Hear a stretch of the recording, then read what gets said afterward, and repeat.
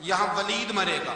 حضرت انس فرماتے ہیں میری لکیروں پہ نظر تھی، لوگ جنگ لڑتے رہے، میں لکیریں دیکھتا رہا، اللہ کی عزت کی قسم جہاں حضور نے چھڑی رکھی تھی، جو مرا وہیں آ کے مرا ہے، جو مرا ہے وہیں آ کے، جو دن کو کہہ دیا دن ہے تو دن نکل آیا، جو شب کو کہہ دیا شب ہے تو رات ہو کے رہی۔ خدا نے ان کی زبان کو وہ اختیار دیا، جو نکلی منہ سے ان کے وہ بات ہو کے رہی۔ فرمایا جہاں حضور نے چھڑی رکھی تھی، جو مرا ہے وہیں آ کے مرا ہے میرے رسول کریم سید عالم صلی اللہ تعالیٰ علیہ وسلم نے اگلے دن صبح اٹھ کے صف بندی بنوائی۔ حضور نے اپنے ہاتھ کے اندر چھڑی لے لی، فرمایا چلو بھی صفے سیدھی کرو۔ کیا کرو؟ کرانی چاہیے نا صفے سیدھی، ہمیں کر بھی لینی چاہیے نا۔ حضور نے فرمایا تم صفے سیدھی کرو، اللہ تمہارے دل سیدھے کر دے گا۔ تو یہاں سیدھے کرانے والے ہوتے ہیں، کرنے والا۔ اور میرے نبی پاک صلی اللہ علیہ وسلم نے فرمایا جب تم نماز کے لیے صفے سیدھی کرتے ہو تو رب تو تمہیں دیکھ کے مسکراتا ہے، جو اس کی شان کے لائق ہے۔ حضور صفے سیدھی کرا رہے تھے۔ حضرت سواد انصاری ایک صحابی تھے، تو پیٹ ان کا بڑا تھا، حضور نے چھڑی رکھی، فرمایا پیچھے ہٹ تھوڑا سا، بڑا پیٹ تھا، چھڑی لگائی نہ تو کہنے لگے حضور کیوں ماری ہے چھڑی آپ نے مجھے؟ نبی پاک صلی اللہ علیہ وسلم نے فرمایا چل ناراض نہ ہو، بدلہ لے لے۔ کہنے لگے لائیں دے بدلہ۔ حضور نے چھڑی پکڑائی تو کہنے لگے کپڑا ہٹائیں۔ حضور نے کپڑا ہٹایا تو جسم اقدس چومنے لگے، کہنے لگے محبوبہ پتہ نہیں تھوڑی دیر کے بعد کیا بننا ہے۔ میں نے کہا جاتی جاتے بوسے ہی لے لوں حضور، بوسے ہی لے لوں جاتے جاتے مصطفیٰ کریم۔ اور یہ واقعات کئی صحابہ کے، حضرت عکاشہ بن محصن کا بھی ہے اور بھی کئی لوگوں کا۔ میرے رسول پاک علیہ السلام میدان بدر میں، بدر کی فضا عرض کر رہا ہوں، دو صحابی تھے، ایک کا نام حضرت حذیفہ بن یمان اور ایک کا نام حضرت حسین۔ یہ دو صحابی ہیں رسول پاک صلی اللہ علیہ وسلم۔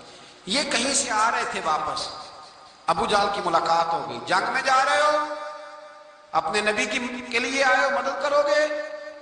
انہوں نے کہا نہیں ہم تو ویسے ہی آ رہے تھے۔ ابو جہل نے کہا اگر ویسے ہی آ رہے تھے تو ٹھیک ہے جاؤ، وعدہ کرتے ہو لڑو گے تو نہیں؟ کہا نہیں لڑیں گے۔ یہ دونوں وعدہ کر کے آ گئے حضور کے پاس، کہا یا رسول اللہ ہم نے اس سے وعدہ کر لیا ہے، لیکن ہمارا ارادہ تو لڑائی کرنے کا ہے، ہمیں تو یہاں آتے پتہ چلا ضرورت پڑی ہے۔ تو نبی پاک صلی اللہ علیہ وسلم نے فرمایا تم نے وعدہ کر لیا اب تم نہیں لڑو گے۔ کہا یا رسول اللہ کافر سے وعدہ کیا ہے۔ میرے نبی پاک نے فرمایا کیا تو مومن نے ہے نا۔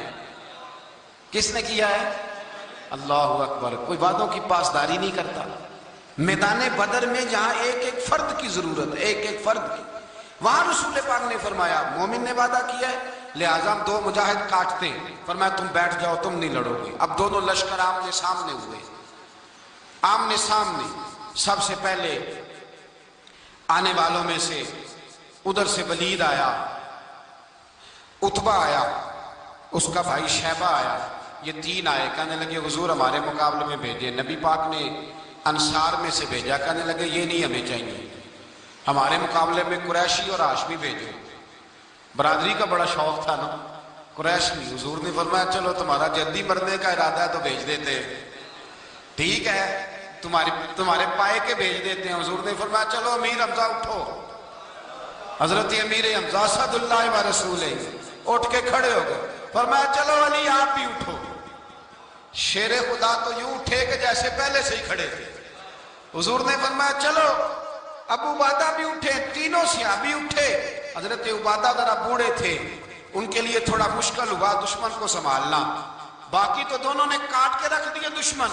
اور حضرت علی رضی اللہ تعالیٰ نے دیکھا نا جناب عبادہ ذرا زخمی ہو گئے، دشمن ان کا بھاری ہو رہا تو دوڑے گئے، مارا حضرت عبادہ کا دشمن بھی مارا، اور جناب ابو عبادہ کو کندھوں پہ اٹھا کے در رسول پہ لے گئے۔ کہنے لگے سونیا یا رسول اللہ آپ کے دشمن میں مار آیا ہوں، غلام بچا کے لے آیا ہوں، یہ میں لے آیا ہوں آپ، یہ شان ہے حضرت علی شیر خدا کرم اللہ۔ اب جنگ کا نکارہ بجا، کہاں 1000؟ ایک مورخ کہنے لگا نہیں پورا 1000 نہیں تھا، 950 تھا۔ میں کہا چل تو 900 کر لے یار، اس میں کون سی حرج والی بات ہے؟ پھر بھی 900 اور 300 کا کیا مقابلہ؟ اور پھر اسلحے سے لیس 1000 کا لشکر۔ میرے رسول کائنات سرور عالم صلی اللہ علیہ وسلم جب جنگ چھڑی، امیہ بن خلف بڑا مارتا تھا حضرت بلال کو، جناب بلال کے قابو ہی آ گیا۔ حضرت بلال کے قابو آگے، کہنے لگا معافی مل جائے گی، معافی مل جائے گی، معافی مل جائے گی، دوڑنے لگا۔ حضرت عبد الرحمن بن عوف کہنے لگے بلال جب کوئی معافی مانگے تو دے دینی چاہیے، فرمایا سب کو دینی ہے، اس ظالم کو نہیں دینی۔ پکڑ کے مارا جناب سیدنا بلال حبشی رضی اللہ تعالیٰ، پکڑ کے مارا، میں مجھے بڑی سزائیں دیتا تھا۔ اس امت کا فرعون ابو جہل نے ساری زندگی ستایا ہے۔ دو چھوٹے چھوٹے بچے معوذ اور معاذ، اور ان کی عمریں 17 سال سے کم بتائی جاتی ہیں، اور حسین لفظ ہیں۔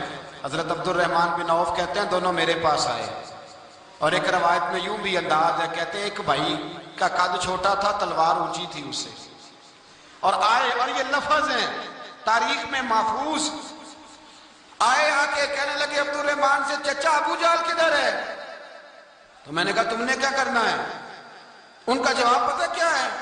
یہ نہیں کہا کہ دین کا دشمن ہے، یہ نہیں کہا بڑا ظالم ہے اس لیے مارنا ہے، کہا تم کیا کرو گے؟ تو جواب وہ شاہ نامہ اسلام نے اپنے لفظوں میں بیان کیا، کہنے لگے مریں گے۔ زیادہ یہی ہے نا کہ ہم کمزور ہیں، پوچھنے کا سٹائل یہ تھا کہ تم بچے ہو، تم نے کیا کرنا ہے؟ تو پتہ ان کا جواب کیا ہے؟ حفیظ جلندری کہتے ہیں وہ کہنے لگے مریں گے یا ماریں گے ناری کو، سنا ہے گالیاں دیتا ہے وہ محبوب باری کو صلی اللہ علیہ وسلم، کہنے لگے ہمارے نبی کو معاذ اللہ برا کہتا ہے، چھوڑیں گے نہیں، جانا ضرور ہے، اگر اسے مار نہ سکے تو مار کے تو آ جائیں گے نا، جانا ضرور ہے۔ تو کہتے ہیں ہم نے اشارہ کیا، میں نے کہا وہ گھوڑے پہ جا رہا، وہ دیکھو، کہتے ہیں بس چھلانگے لگاتے دوڑے، بھاگے گئے، ایک نے اچھل کے تلوار ماری، دوسرے نے بھی گرایا، تیسرے نے بھی زخمی کیا۔ ابو جہل نے تلوار ماری تو ایک بھائی کا بازو کٹ گیا، بازو کٹ گیا تو ہلکا سا گوشت لٹک رہا تھا، اس نے پیر رکھ کے گوشت بھی جدا کر دیا اور کاٹا ابو جہل۔ جب نیچے گرا تو اب عبداللہ ابن مسعود آئے، دیکھا کچھ جان باقی ہے، رسی جل گئی، بال نہیں گئے۔ حضرت عبداللہ ابن مسعود جب گلا کاٹنے لگے تو کہنے لگا ذرا نا گردن نیچے سے رکھ کے کاٹنا، گردن ذرا نیچے رکھ کے کاٹنا۔ فرمایا کیوں؟ کہنے لگا ذرا سردار ہوں، گردنوں میں پڑی گردن میری اونچی نظر آنی چاہیے، رسی جل گئی پر بال، کہنے لگا ایسا نہ ہو غلاموں میں پڑی ہو تو چودھری کی گردن لہذا ہی نہ نظر آئے، ذرا نیچے سے رکھ کے کاٹنا۔ حضرت عبداللہ ابن مسعود رضی اللہ تعالیٰ انہوں نے گردن کو کاٹ ڈالا۔ میرے بھائی اب جنگ ختم ہونے لگی آہستہ آہستہ، دونوں بچے اپنی تلواریں لے کے در رسول پہ آئے، ایک کہنے لگا میں نے مارا ہے، دوسرا کہنے لگا حضور میں نے مارا ہے۔ حضور نے فرمایا تلواریں دکھاؤ، خون کس کو لگا ہے؟ جب خون دیکھا تو دونوں کو ایک جتنا لگا تھا۔ میرے حبیب مسکرائے، فرمایا تم دونوں نے مارا ہے، تم دونوں نے مارا ہے۔ میرے رسول پاک سید عالم صلی اللہ تعالیٰ علیہ وسلم نے دیکھا امیہ بھی مر گیا، ابو البختری، عتبہ، عتیبہ، شیبہ، امیہ بن خلف، بڑے بڑے دشمن مر گئے، 70 کے قریب قتل ہوئے، 70 کے قریب گرفتار ہوئے، باقی بھاگ گئے، 14 صحابہ صرف شہید ہوئے۔ ان کے جو مر گئے نبی پاک نے کنویں کے اندر پھینک دیے، اور کنویں کے سرانے کھڑے ہو کے ذمہ داری سے، سیاستہ کی روایت از کر رہا ہوں ذمہ داری سے، حضور نے بدر کے کنویں پہ کھڑے ہو کے فرمایا او کافرو، او فلاں بن فلاں، او فلانے کے بیٹے فلانے، تم نے دیکھ لیا میرے رب کے وعدے کتنے سچے ہیں؟ حضرت عمر کہنے لگے حضور مردوں سے آپ باتیں کر رہے ہیں؟ تو نبی پاک نے فرمایا عمر جتنا تم سن رہے ہو اتنا یہ بھی سن رہے ہیں، اگر کافر سن سکتے ہیں تو داتا علی اجمیری نہیں سن سکتے؟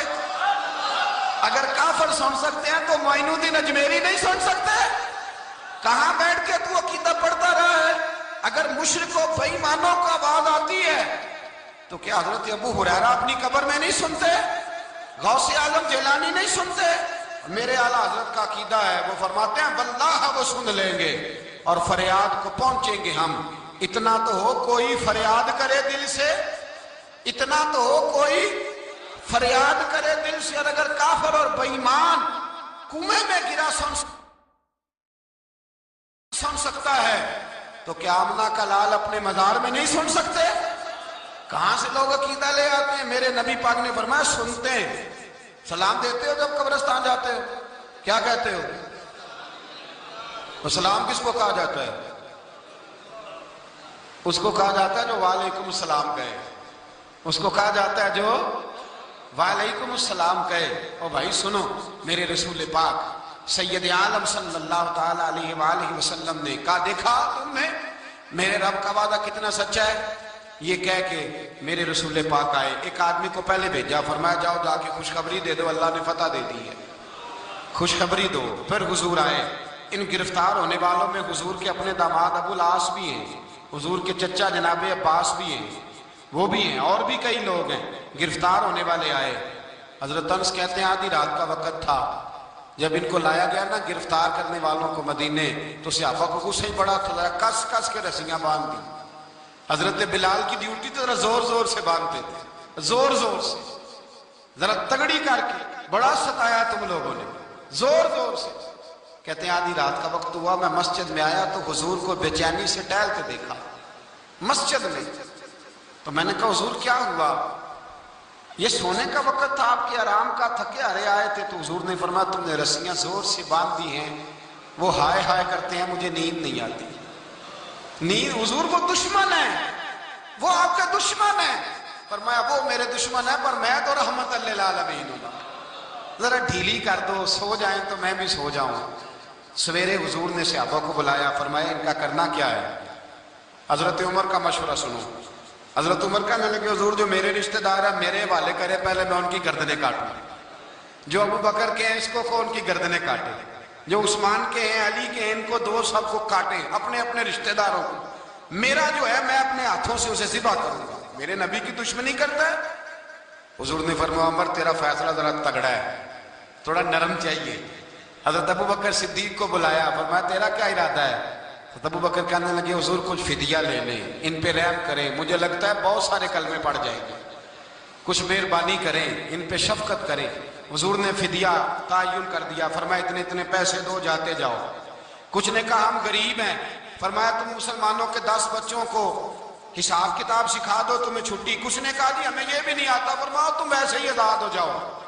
بہت ساروں پہ مہربانی کی۔ حضرت عباس کھڑے ہوئے حضور کے سامنے، چچا، تو نبی پاک نے فرمایا چاچا وہ لاؤ فدیہ۔ کہنے لگے بھتیجے میرے پاس تو کچھ بھی نہیں، کوئی شے نہیں۔ تو حضور نے فرمایا چاچا وہ جس دن تم آ رہے تھے کمرے کا دروازہ اندر سے بند کر کے اتنی بڑی سونے کی اینٹ میری چاچی کو دی تھی، کہا اگر میں بچ کے آ گیا تو ٹھیک ہے، نہ آیا تو تمہارے لیے کافی ہوگی، وہ کدھر ہے؟ خیال آیا، حضرت عباس کانپنے لگے۔ یہ سن کر حضرت عباس پر راشا ہوا طاری کہ پیغمبر تو رکھتا ہے دلوں کی بھی خبرداری۔ خیال آیا مسلمان نیک و بد پہچان جاتے ہیں اور محمد آدمی کے دل کی باتیں جان جاتے ہیں۔ کہنے لگے وہ کدھر ہے؟ تو جناب عباس کہنے لگے محبوبہ وہ تو فدیہ تو میں دوں گا ہی اب، لیکن میں مان گیا ہوں آپ اللہ کے سچے رسول ہیں، اس لیے کہ میرے اور میری بیوی کے علاوہ کسی کو اس بات کی خبر نہ تھی۔ اسی جنگ میں حضرت خدیجہ کا وہ ہار آیا جس کا تذکرہ میں پچھلے دنوں کر چکا، اللہ تعالیٰ نے فتح دی۔ کسی جگہ بھی کوئی تکبر کا لفظ میرے نبی پاک نے بیان نہیں فرمایا، کسی جگہ حضور نے یہ نہیں کہا کہ ہم بڑی دانائی سے لڑے، ہم بڑے دلیر تھے، ہماری صف بندی بڑی سیانی تھی۔ یہی فرمایا وَلَقَدْ نَصَرَكُمُ اللَّهُ بِبَدْرٍ، اللہ نے ہماری مدد کی۔